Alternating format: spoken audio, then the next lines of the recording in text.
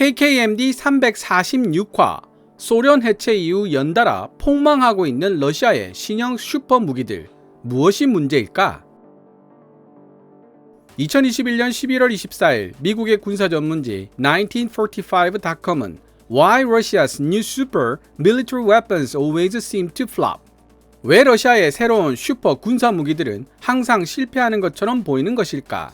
라는 다소 자극적인 제목의 기사를 게재했습니다. 소비에트 시대를 거쳐 러시아에 이르기까지 개발되어 왔던 무기 체계들을 높이 평가해 왔던 밀떡들에게 있어서는 러시아와 라이벌 관계에 있는 미국의 군사 전문지가 작성한 미국 국뽕적인 기사로 치부될 수도 있겠지만 기사 내용을 찬찬히 읽어보면 꽤 공감 가는 부분도 없지 않습니다. 한 나라의 군사력과 긴밀하게 연결되어 있는 요소가 바로 경제력이라는 사실을 여실하게 보여주고 있는 기사이기도 한데요. 미국의 군사 전문가가 바라본 소비에트 시대 이후 러시아 무기 개발의 문제점에는 어떤 것들이 있는지 함께 살펴보는 시간을 가져보도록 하겠습니다. 제 개인적인 의견을 첨부할 부분은 없는 것 같아 기사 번역을 마친 이후 바로 영상을 마무리하도록 하겠습니다. 역주는 하얀색 글자로, 기사 원문은 노란색 글자로 표시됩니다. 지난 몇 년 동안 수많은 종류의 러시아산 첨단 무기들이 언론에 공개되어 왔다.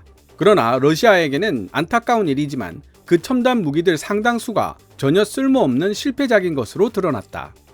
냉전 기간 동안 미국과 소련은 치열하게 경쟁하는 초강대국의 역할을 맡았고 경쟁에서 이길 수 있는 결정적인 우위를 점하기 위해 두 나라는 엄청난 돈을 신무기 기술 개발에 투자했다. 물론 1990년대 초 소련이 몰락하게 되면서 러시아 국민들은 뒷수습에 여념이 없었고 살아남은 미국은 세계 유일의 초강대국으로 군림하게 되었기는 하지만 말이다. 소련이 붕괴한 지 10년도 안 돼 러시아의 정치인이자 전직 KGB 요원이었던 블라디미르 푸틴이 권좌에 올랐고 비록 푸틴은 임기 제한을 피하기 위해 주기적으로 자신의 직함을 이리저리 바꾸기는 했지만 1999년 이후 러시아는 어떤 형태로든 그의 통치 아래에 있었다. 정부의 통제를 받는 언론 덕택에 푸틴은 러시아 국민들 사이에서 인기를 유지할 수 있었지만 국제적으로 푸틴은 그가 추구하는 러시아의 이익을 위해서라면 인명살상쯤은 거리낌 없이 행할 수 있는 공격적인 지도자로 여겨진다.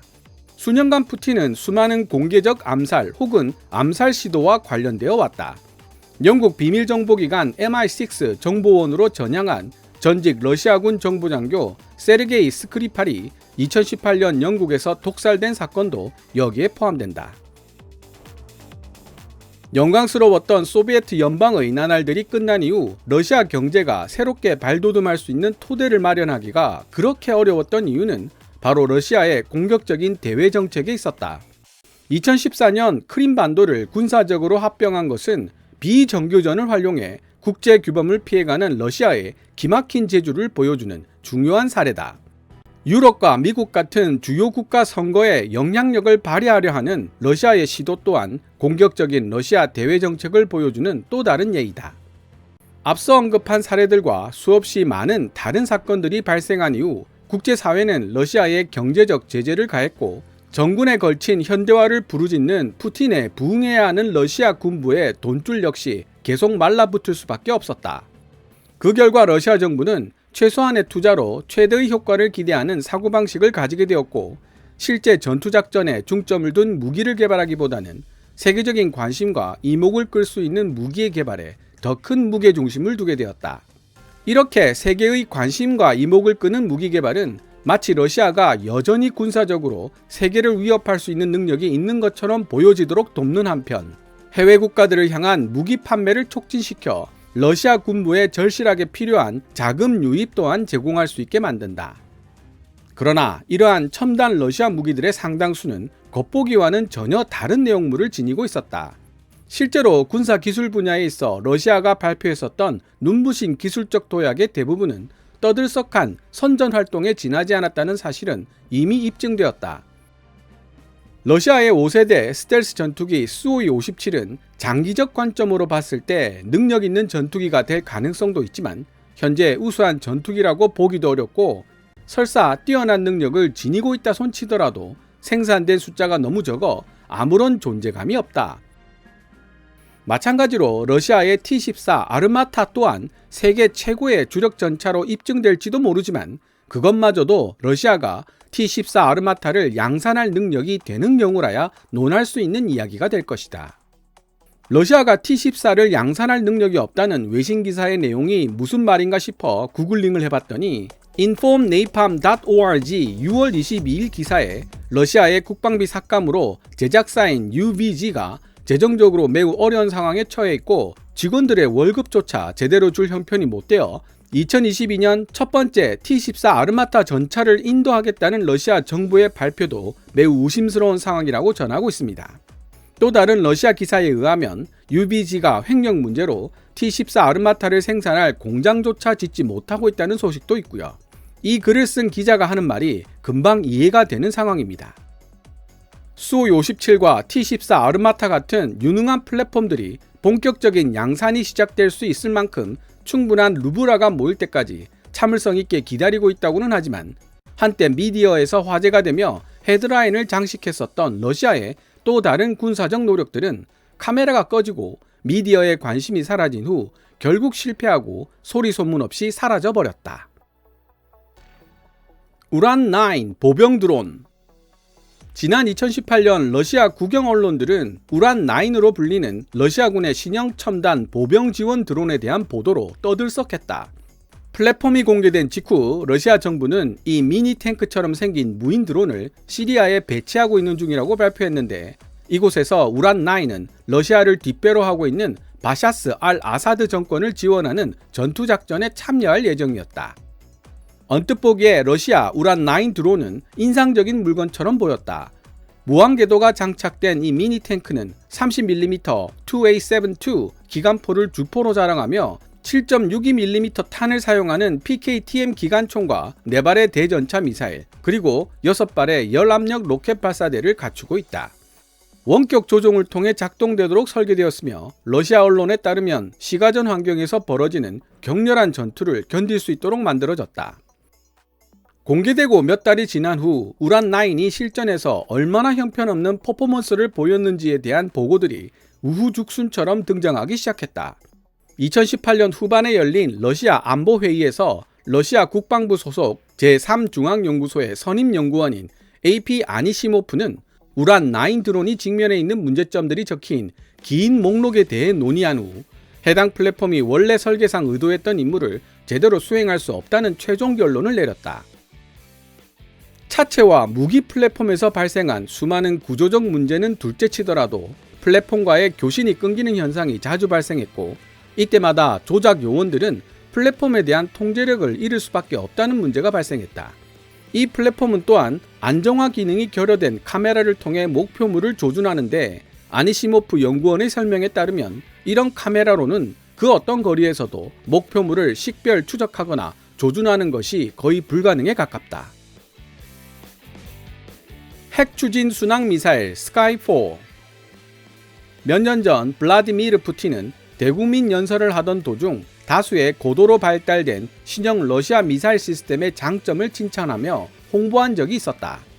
푸틴은 여러 종류의 미사일에 대해 언급했지만 국제적으로 가장 관심을 끈 것은 북대서양 조약기구 나토가 SSC-X9 스카이4이라고 명명한 핵 추진 순항 미사일이었다.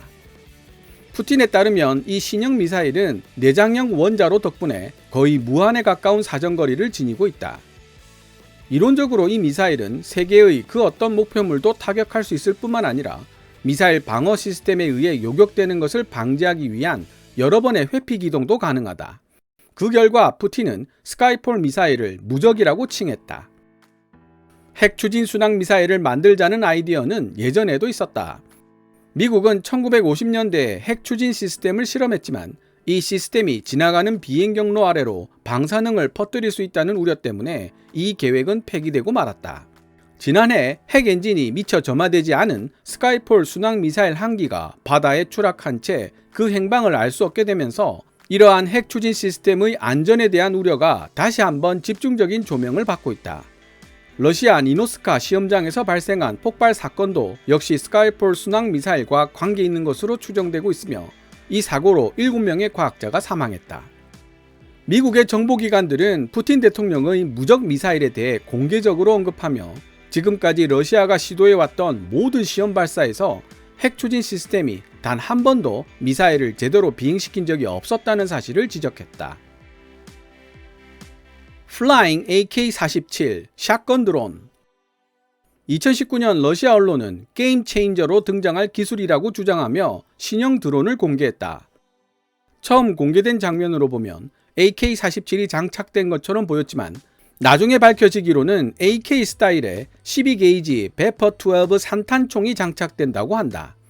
마치 표준 구격 소총처럼 생긴 것이 이 작은 드론의 동체 대부분을 구성하고 있는데 전체적으로는 원격 조종 무선 비행기를 연상시킨다.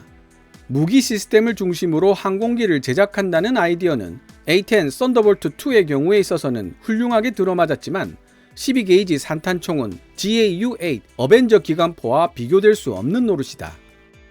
언뜻 보기에는 이 드론이 꽤 참신해 보였지만 생각하면 할수록 10발짜리 탄창이 하나 달려있는 나르는 산탄총 한정이 과연 대부분의 전투 상황에서 적 제압에 얼마나 효과가 있을지는 의문이다. 공중에서 정지한 상태로 정확하게 조준할 수 있는 쿼드 로터 드론들과는 달리 이 드론은 추락하지 않으려면 계속 전방으로 움직여야만 하는데 이 상태로는 목표물을 향해 정확하게 조준하기가 극도로 어려워진다. 이러한 사실은 Flying AK-47 드론이 실제 비행하는 영상이 공개되면서 더욱 분명해졌다. 이 드론은 조종하는 재미를 맛보기에는 안성맞춤일지도 모르겠지만 전장 상황을 러시아에게 유리한 방향으로 이끄는 데는 확실히 아무런 도움도 주지 못할 것이다. 지금까지 2021년 11월 24일 미국의 군사 전문지 1945.com이 게재한 기사를 번역해 보았습니다. 흥미롭게 보셨나요? 서두에서 말씀드린 것처럼 오늘 영상에는 개인적인 의견은 덧붙이지 않고 영상을 마무리하도록 하겠습니다. 오늘 KKMD에서 준비한 내용은 여기까지입니다. 좋아요와 구독 신청은 제작자에게 큰 힘이 됩니다. 방송된 내용들은 KKMD 블로그에서도 읽어보실 수 있으며 후원 멤버로 가입해주시면 영상 제작 지원과 더불어 업로드된 영상을 더 일찍 만나보실 수 있습니다. 지금까지 시청해주셔서 감사합니다. Kevin's Military Channel KKMD